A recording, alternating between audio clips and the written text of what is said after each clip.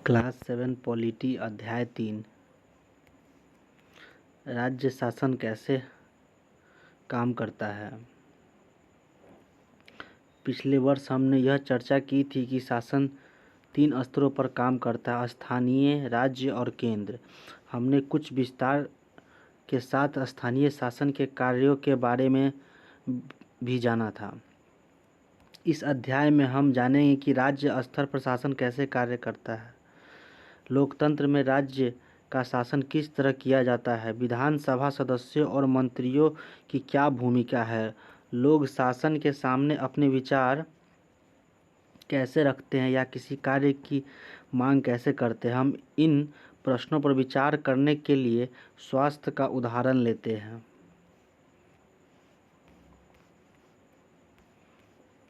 जिम्मेदारी किसकी? देख, यहाँ लिखा है कि अपने राज्य में पानी की कमी है और बहुत से लोग बीमार पड़ रहे हैं। कई गांवों में लोग गंदला पानी पीते हुए पाए गए। नदी, नाले और तालाब सूख गए हैं। बुरी तरह से प्रभावित इलाकों में गांव के लोग दूर दूर से पानी लेकर आ रहे हैं। जिला मुख्यालय पातालपुरम में लोगों को 3 दिन में एक बार पानी की सप्लाई दी जाती है। यहाँ का जिला चिकित्सालय मरीजों से अटा पड़ा है। इनमें बड़ी संख्या में हैजे से पीड़ित बच्चे हैं।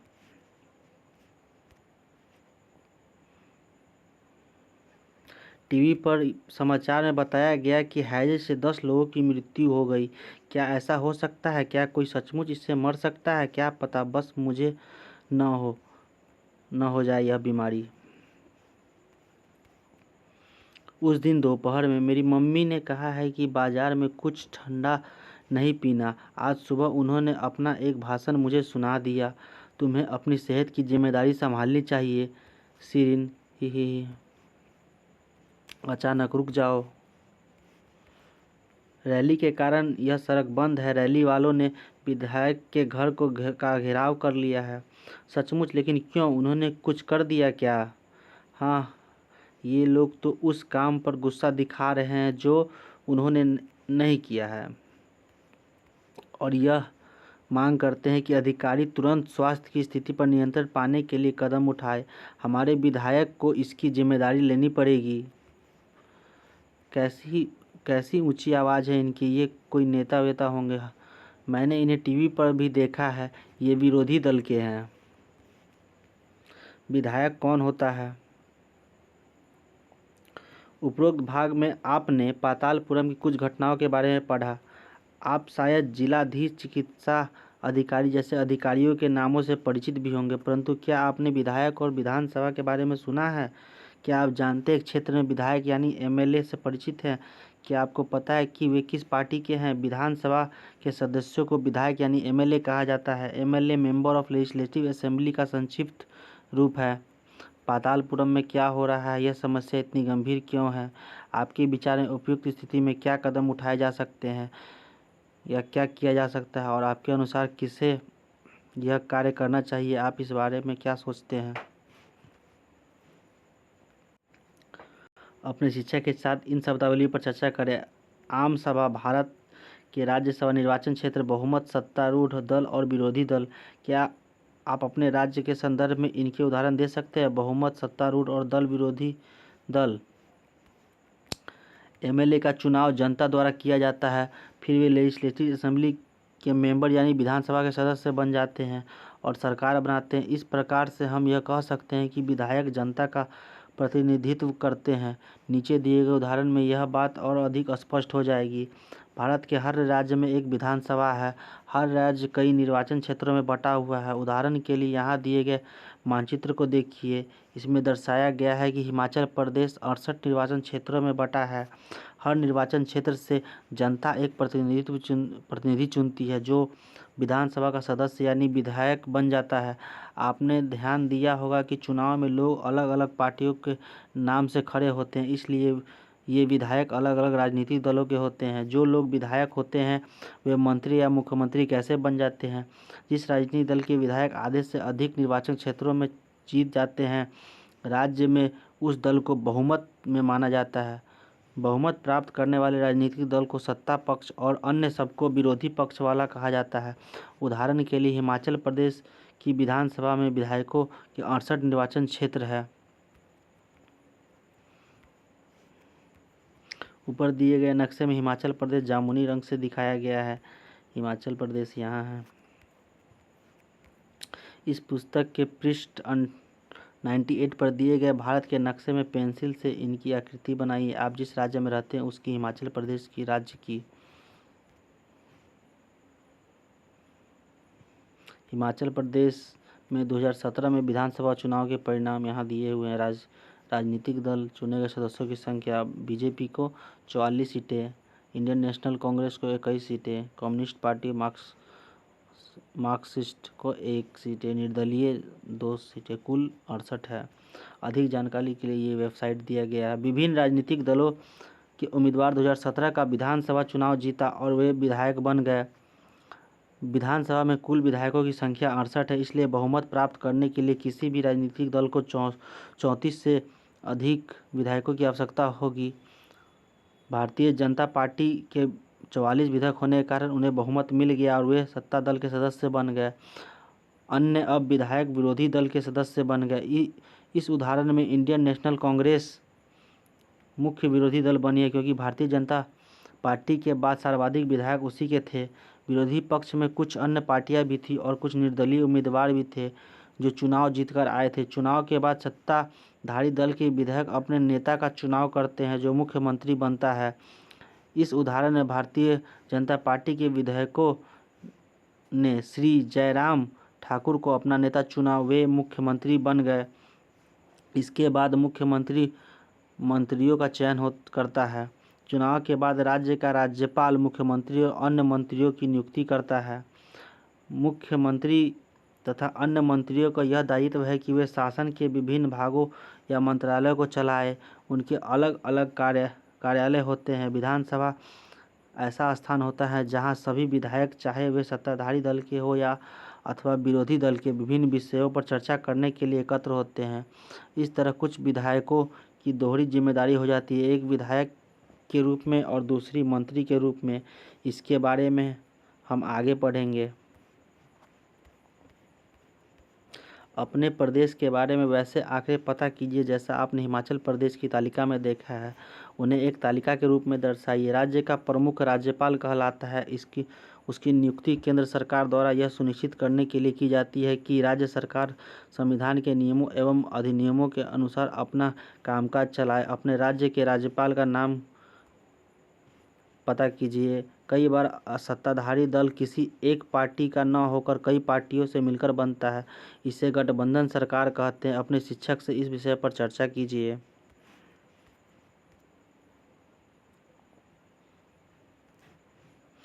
विधानसभा में एक बहस। आफरीन सुजाता और उसके विद्यालय में कई अन्य विद्यार्थियों ने विधानसभा देखने के लिए राजधानी की यात्रा की। विधानसभा एक अत्यंत भव्य तथा प्रभावशाली भवन में स्थित थी।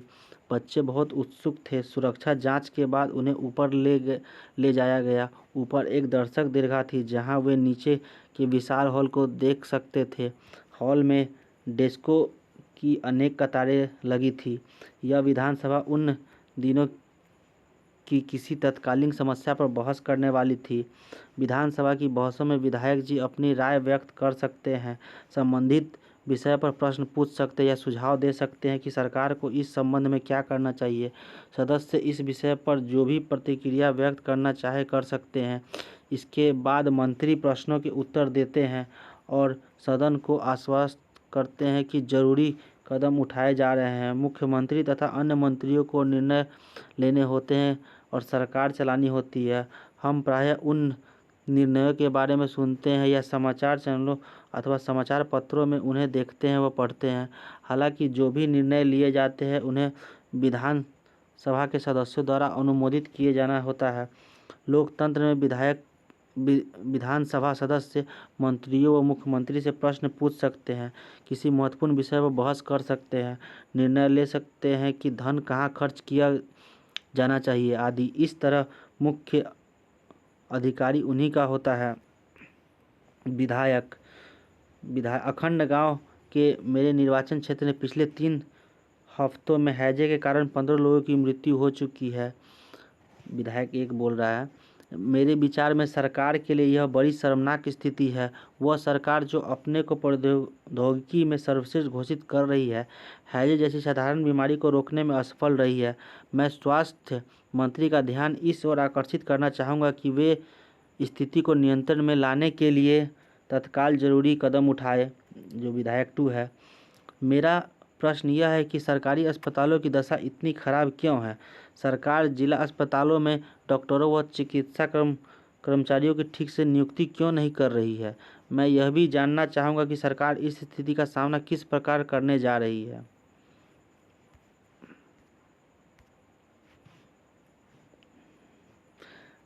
जिससे लोग बड़ी संख्या में प्रभावित हैं और यह संख्या बढ़ती ही जा रही है। अब यह महामारी का रूप ले चुकी है। अब विधायक 3 का क्या बोल रहा है, मेरे निर्वाचन क्षेत्र में तोलपट्टी में भी पानी की कमी गंभीर समस्या है। औरतों को पानी लाने के लिए 3 से 4 किलोमीटर तक चलना पड़ता है। मैं जानता हूं कि पानी पहुंचाने के लिए कितने टैंकरों को काम में लगाया गया है, कितने कुएं और तालाबों की सफाई करवाकर उन्हें संक्रमण मुक्त किया गया है। विधायक 4 अब बोल रहा है, मुझे लगता है कि मेरे साथी समस्या को बढ़ा चढ़ा कर बता रहे हैं। सरकार ने स्थिति को नियंत्रण में लाने के लिए कदम उठाए हैं। पानी के टैंकरों को काम में लगा दिया गया है। ORS के पैकेट बांटे जा रहे हैं। सरकार लोगों की मदद के लिए भरसक प्रयास कर रही है। अब विधायक 5, हमारे अस्पतालों में सुविधाओं की हालत बहुत खस्ता है। कई ऐसे अस्पताल हैं जिसमें कोई डॉक्टर नहीं है और चिकित्सा कर्मचारी पिछले कई सालों से नियुक्त नहीं किए गए हैं। दूसरे अस्पतालों में डॉक्टर लंबी छुट्टी पर चले गए हैं। यह शर्मनाक स्थिति है। मेरे ख्याल से हालात बद से बदतर होते जा रहे हैं। हम यह कैसे सुनिश्चित करने वाले हैं कि प्रभावित क्षेत्र के सब परिवारों तक ORS के पैकेट पहुंच जाएं? विधायक 6, विरोधी पक्ष के सदस्य बिना वजह ही सरकार पर दोषारोपण कर रहे हैं। पिछली सरकार ने सफाई पर कोई ध्यान नहीं दिया। अब हमने कई वर्षों से चारों तरफ फैले कूड़े को साफ कराने का अभियान शुरू किया है।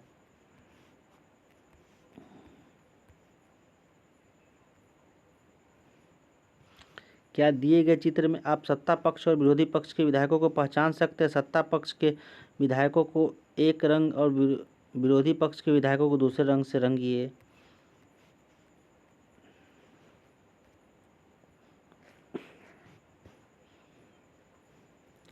उक्त भाग में आपने विधानसभा में चल रही एक बहस के बारे में पढ़ा। सदस्य सरकार द्वारा की गई या न की गई कार्रवाई पर बहस कर रहे थे। ऐसा इसलिए है क्योंकि विधायक सामूहिक रूप से सरकार के काम के लिए उत्तरदायी होते हैं। सामान्य भाषा में सरकार शब्द से तात्पर्य शासन के विभिन्न विभागों और मंत्रियों से होता है जो उनके प्रभारी हैं। इन सबका सामूहिक प्रमुख मुख्यमंत्री होता है। सही मायने में तो यही सरकार का कार्यकारी हिस्सा यानी कार्यपालिका कहलाता है। दूसरी तरफ सारे विधेयक जो विधानसभा में एकत्र होते हैं विधायिका कहलाते हैं। विधायिका के रूप में वे सरकार के कार्यकारी हिस्से को काम करने का अधिकार देते हैं और फिर उसके काम की जांच भी करते हैं। जैसा कि आपने पाठ में आरंभ में देखा था, इन्हीं में से कार्यपालिका का प्रमुख या मुख्यमंत्री बनाया जाता है। जो विधायक सोचते हैं कि सरकार इस स्थिति को गंभीरता से नहीं ले रही है, वे मुख्य रूप से क्या तर्क दे रहे थे? यदि आप स्वास्थ्य मंत्री होते तो उपयुक्त चर्चा का उत्तर किस प्रकार देते? आपके विचार में क्या उपयुक्त बहस कुछ अर्थों में उपयोगी रही? कैसे चर्चा कीजिए। व्याख्या कीजिए कि सरकार की कार्यप्रणाली में एक सामान्य विधायक और उस विधायक में जो मंत्री भी है क्या अंतर है? शासन की कार्यप्रणाली केवल विधानसभा में ही सरकार के काम के बारे में टीका टिप्पणी और सरकार से कार्रवाई करने की मांग नहीं की जाती। आप नियमित रूप से अखबारों, टीवी चैनलों और अन्य संगठनों को सरकार के बारे में बात करते देखते हैं। लोकतंत्र में अनेक माध्यमों द्वारा लोग अपने विचार व्यक्त करते हैं और कार्रवाई करते हैं। इस तरह की एक तरीका यहाँ देखिए, विधानसभा में चर्चा होने के थोड़े ही समय बाद स्वास्थ्य मंत्री की प्रेस वार्ता की गई। इसमें विभिन्न समाचार पत्रों के प्रतिनिधि काफ़ी संख्या में आए। इसमें से मंत्री और कुछ शासकीय अधिकारी भी उपस्थित थे। मंत्री ने सरकार द्वारा उठाए गए कदमों के बारे में बताया। इससे प्रेस वार्ता में अखबारों ने संवाददाताओं ने अनेक प्रश्न पूछे। इन चर्चाओं की रिपोर्ट विभिन्न समाचार पत्रों में प्रकाशित हुई। अगले पृष्ठ पर ऐसी ही एक रिपोर्ट दी गई है। अगले सप्ताह मुख्यमंत्री और स्वास्थ्य मंत्री पातालपुरम जिले के दौरे पर गए। उन्होंने उन परिवारों से भेंट की जिनके रिश्तेदारों की मृत्यु हो गई थी। वे अस्वस्थ लोगों को देखने अस्पताल भी गए। सरकार ने इन परिवारों के लिए मुआवजा राशि भी घोषणा की। मुख्यमंत्री ने कहा कि उनके विचार से समस्या केवल सफाई की नहीं है, वरन पीने के स्वच्छ पानी की भी कमी है। उन्होंने कहा कि एक उच्च स्तरीय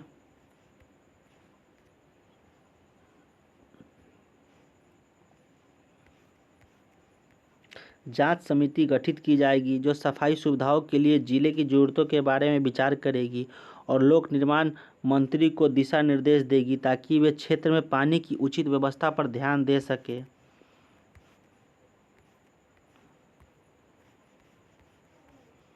सरकार ने कचरे में सूध ली, मुख्यमंत्री ने किया धनराशि का वादा। पातालपुरम, पिछले कुछ सप्ताह में राज्य के कुछ जिलों में अनेक लोगों का मौत का शिकार हो चुके। इस बात पर तीव्र प्रतिक्रिया हुई कि सरकार ने स्थिति को गंभीरतापूर्वक नहीं लिया है।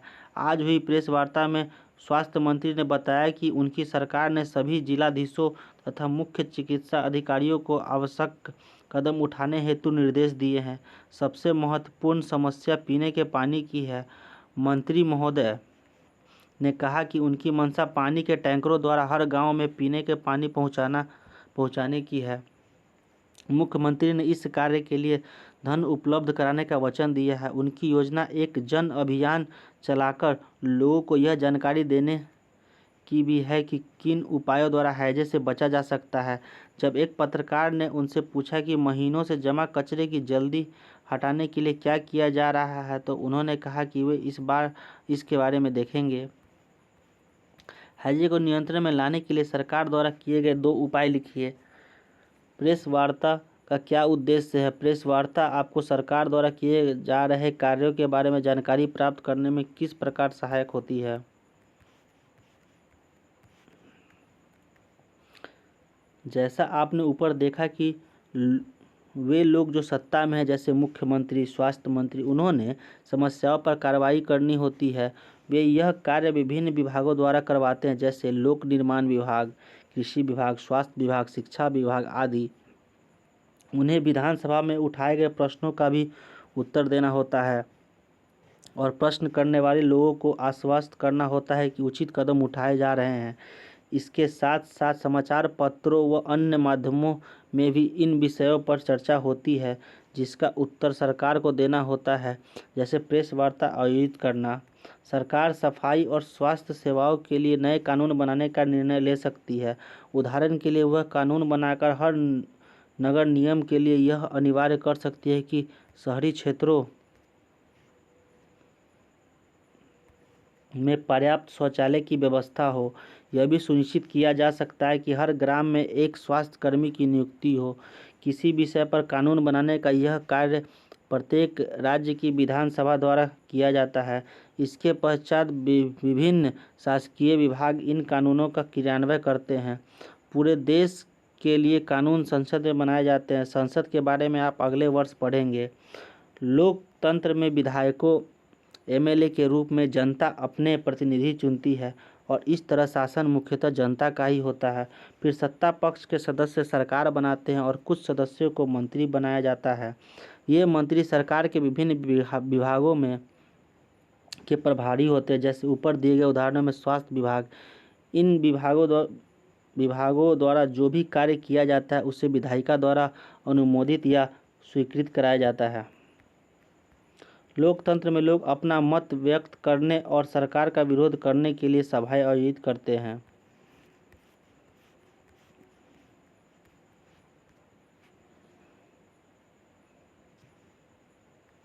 विभाग का नाम, उनके कार्य के उदाहरण: स्कूल शिक्षा विभाग, लोक निर्माण विभाग, कृषि विभाग।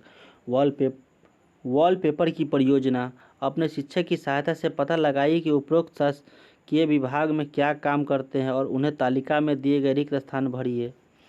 वॉलपेपर एक मज़ेदार गतिविधि है जिसके माध्यम से रुचि के किसी विषय पर शोध किया जा सकता है। यहाँ जो तस्वीरें दी गई हैं वे कक्षा में वॉलपेपर बनाने के विभिन्न पहलुओं को प्रस्तुत करती है।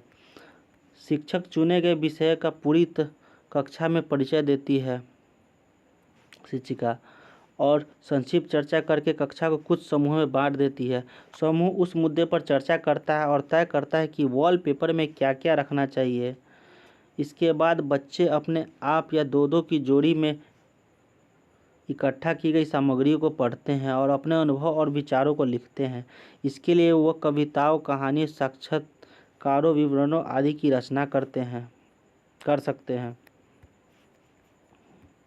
जो भी सामग्री चुनी गई या लिखी गई है उसे समूह के लोग मिलकर देख लेते हैं। वे एक दूसरे के लिखे हुए को पढ़ते हैं और अपने सुझाव देते हैं। वे मिलकर यह तय करते हैं कि वॉलपेपर में क्या क्या जाएगा और फिर उसका लेआउट बनाते हैं।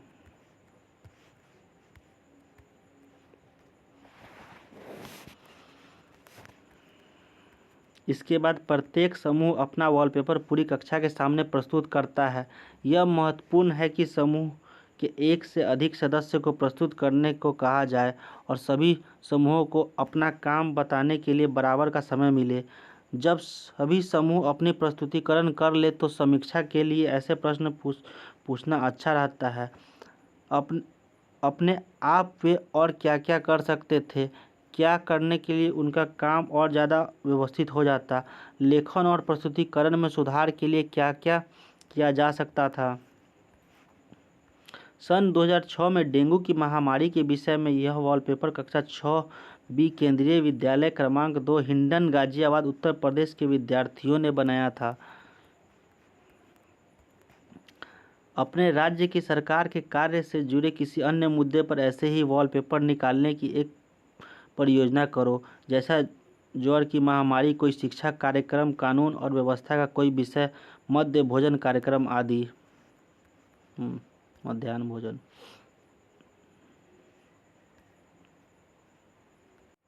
शब्द संकलन: निर्वाचन क्षेत्र। इसका तात्पर्य एक निश्चित क्षेत्र से है जहां रहने वाले सब मतदाता अपना प्रतिनिधि चुनते हैं। उदाहरण के लिए यह कोई पंचायत का वार्ड वह क्षेत्र हो सकता है जो विधानसभा सदस्य चुनता है। बहुमत: इसका आशय ऐसी स्थिति से है जब किसी समूह के आधे से अधिक संख्या में लोग किसी निर्णय या विचार से सहमत हो।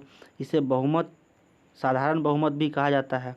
विरोधी पक्ष: इसका तात्पर्य उन चुने हुए प्रतिनिधियों से है जो सत्ता पक्ष के सदस्य नहीं हैं और जिनकी भूमिका सरकार निर्णयों और कार्यों पर प्रश्न उठाने और विधानसभा में विचार करने के नए मुद्दे उठाने की होती है।